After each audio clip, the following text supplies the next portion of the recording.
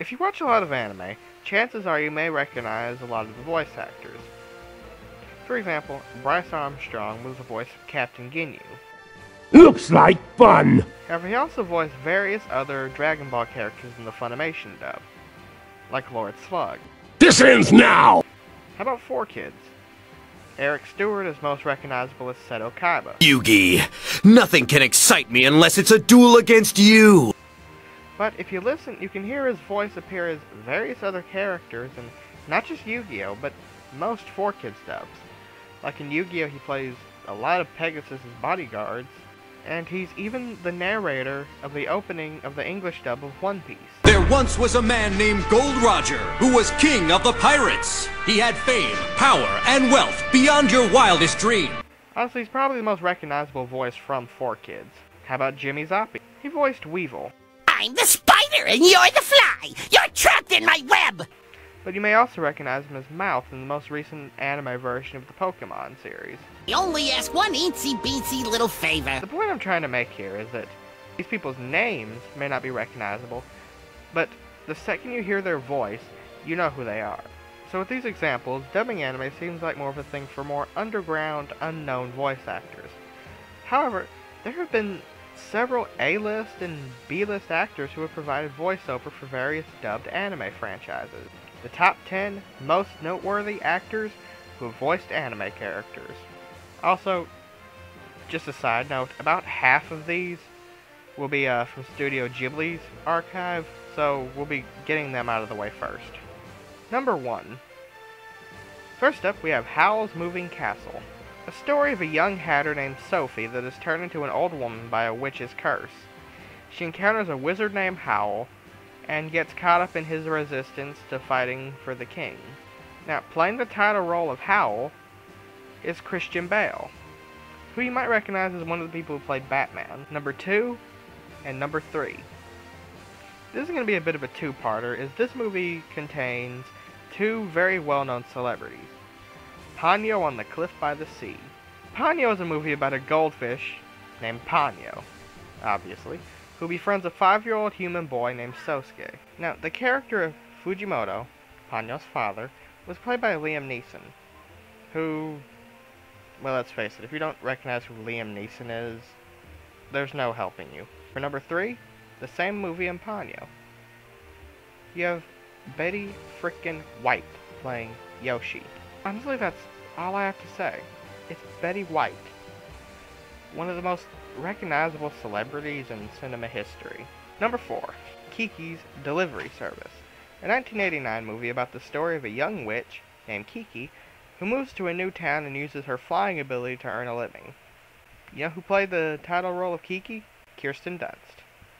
Years before she was Mary Jane in the 2002 Spider-Man movie, she was Kiki. Number 5, The Cat Returns, a fantasy adventure story about a young girl who saves a cat from getting run over by a truck.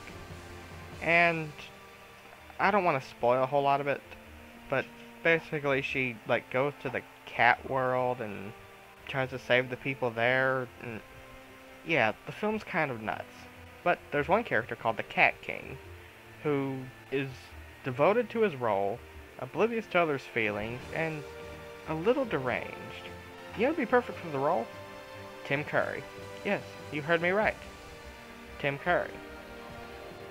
Number 6. Now, most of the celebrities on this list only in one anime.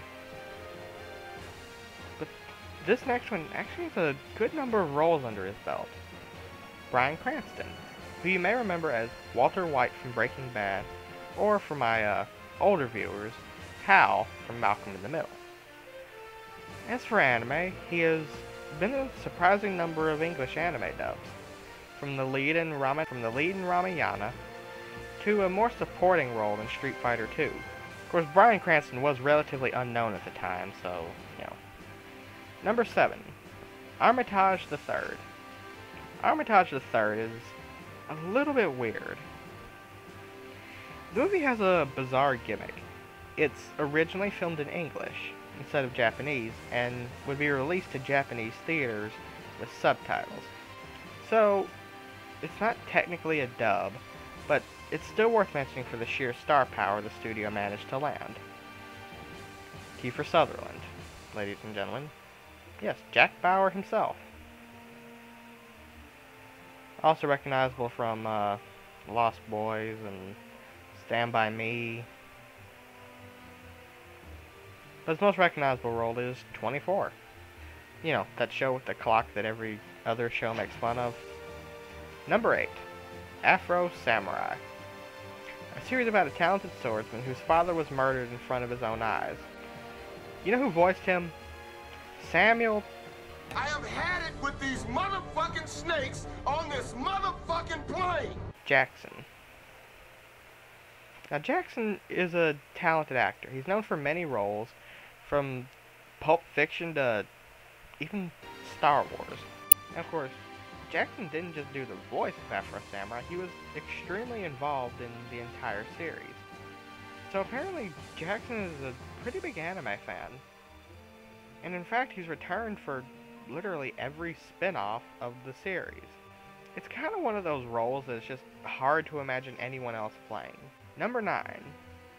Mark Hamill, Luke Skywalker himself. Like Bryan Cranston, has voiced various anime characters.